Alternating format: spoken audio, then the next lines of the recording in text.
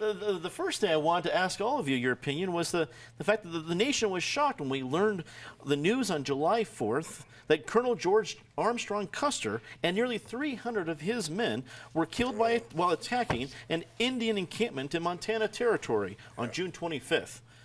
Back east, when I asked General Phil Sheridan about the situation, he voiced his frustration with the public.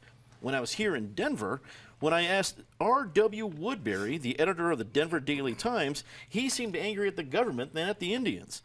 No. We don't need no 30,000 citizen volunteers.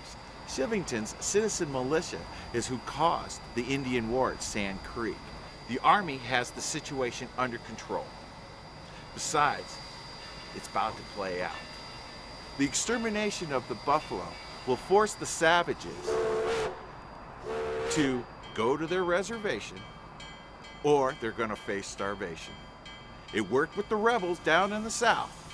It will work with the savages. Thank you. Where is General Sitting Bull?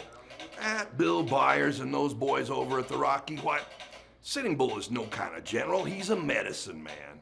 Crazy Horse, now that's the man to be reckoned with, but this whole thing just demonstrates the government's unwillingness to deal with this Indian problem.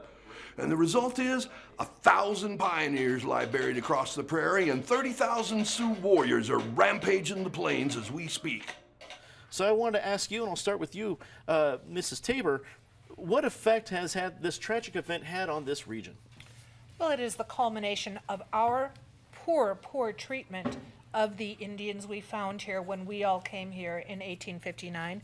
I'm sure you've heard of the Sand Creek Massacre in 1864, shameful chapter in Colorado history, declared a massacre by Congress.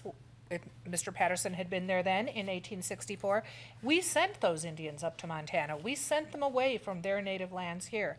I lived in Idaho Springs, live in Leadville. We have never had trouble with Indians. They have been very good to us since 1859. We have been very bad to them, and in some ironic way, Colonel Custer got what he deserved.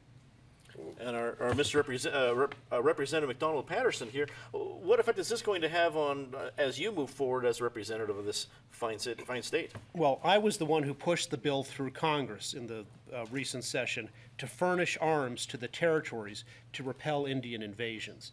And whatever Eastern sentimentalists, or sometimes their Western counterparts, might think, we are at war and the savages are attacking us, and I don't blame them for doing that because that's what they are. We had the attacks in Weld County earlier this year. Down in the Los Animas Valley, Chief Ignacio is running wild, and the Utes say they're quite frankly surprised about how little action the whites have been taking against the Sioux. The core problem is that we still have a huge amount of the federal army in the South, 11 years after we won that war, and there's so many federal troops still in the South. They ought to be taken out of the South and come out here to help us fight the Indians. You're not worried about what's going to do to the South if we remove all the military that are currently there, are you?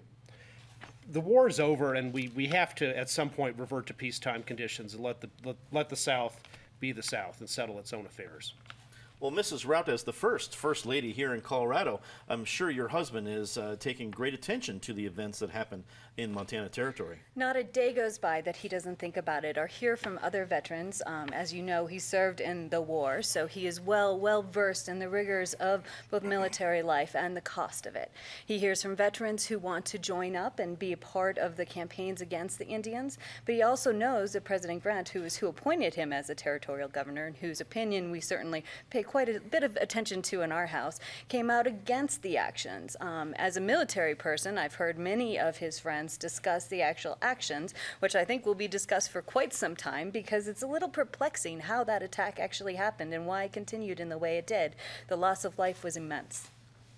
And Mr. Byers, I'm sure as an editor of a major newspaper, you would have an opinion about this. Well, I'll tell you what, we've been covering the Indian Wars ever since they started, ever since Sand Creek. And I'll tell you what, the Black Hills were promised to the Indians in the Fort Laramie Treaty, but there's gold there. And I think it makes much better sense if Chief Red Cloud had taken the advice of President Grant when they met in Washington and taken that $25,000 and just relocated down to Indian Territory, down near Texas, on the other side of the Mississippi. And I think that'd be a much better place. Then all the Indian tribes would be together down there, and they can get along down there.